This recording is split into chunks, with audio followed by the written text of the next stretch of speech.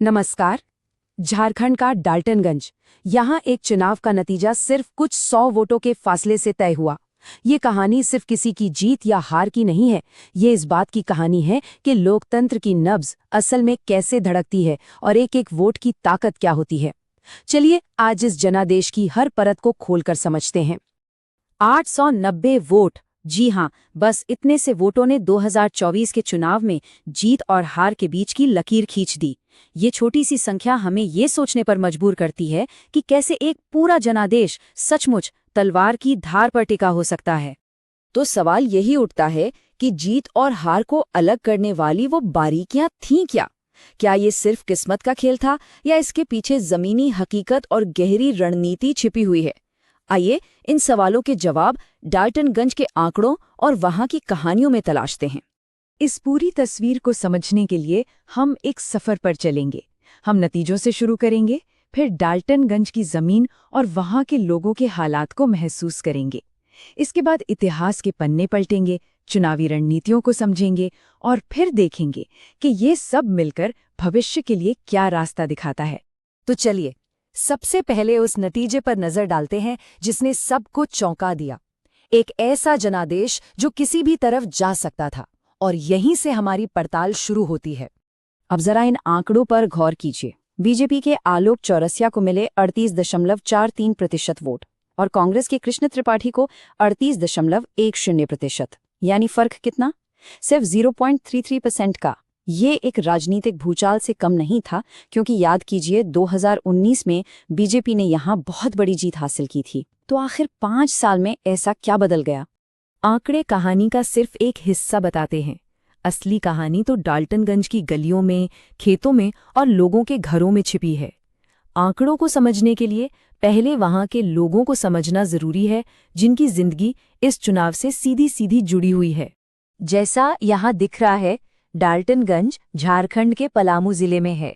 एक ऐसा इलाका जो अक्सर बारिश की उम्मीद में आसमान की तरफ ही देखता रहता है।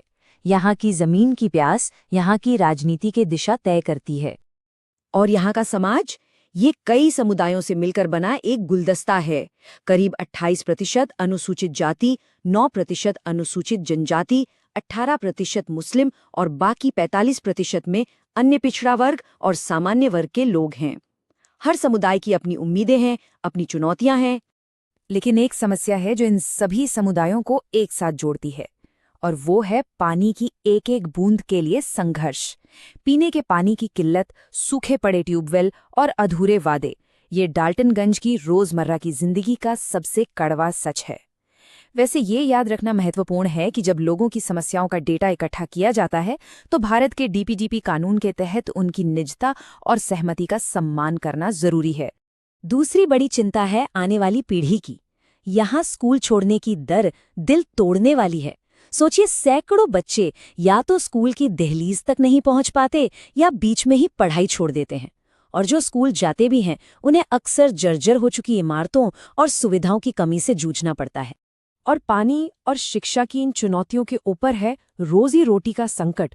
जब खेत सूखे हों और सिंचाई के साधन ना हो तो किसान कर्ज के बोझ तले दब जाता है, और जब स्थानीय स्तर पर नौकरियां ना हो तो युवाओं के पास अपने घर परिवार को छोड़कर बड़े शहरों में पलायन करने के अलावा कोई चारा नहीं बचता।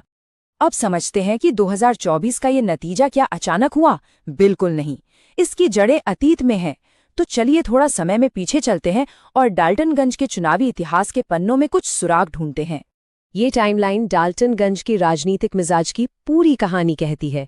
ये एक क्लासिक स्विंग सीट है, मतलब यहाँ हवा का रुख बहुत तेजी से बदलता है। देखिए, साल 2000 से लेकर 2024 तक यहाँ के मतदाताओं ने किसी एक पार्टी पर हमेशा के लिए भरोसा नहीं जताया। ये एक ऐसी सीट है जिसे कोई भी पार्टी हल्के में लेने की गलती नहीं कर सकती। ये चार्ट उस बदलाव को और भी साफ तरीके से दिखाता है।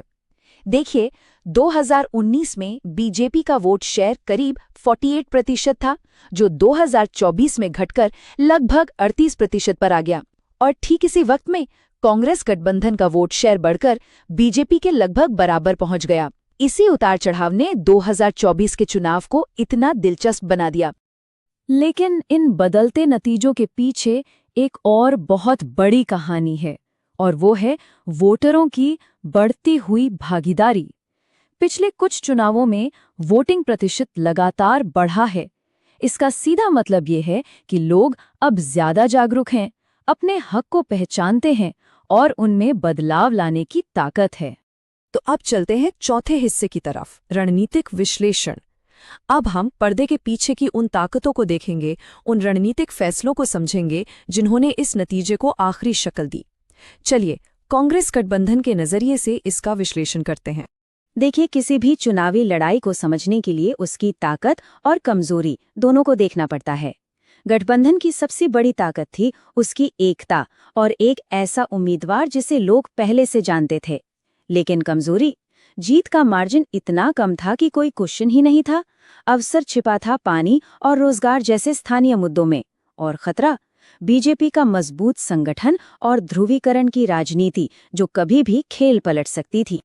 तो ठीक है, हमने समस्याएं समझ लीं, विश्लेषण कर लिया, पर इसका समाधान क्या है? सिर्फ समस्याएं गिनाना काफी नहीं होता।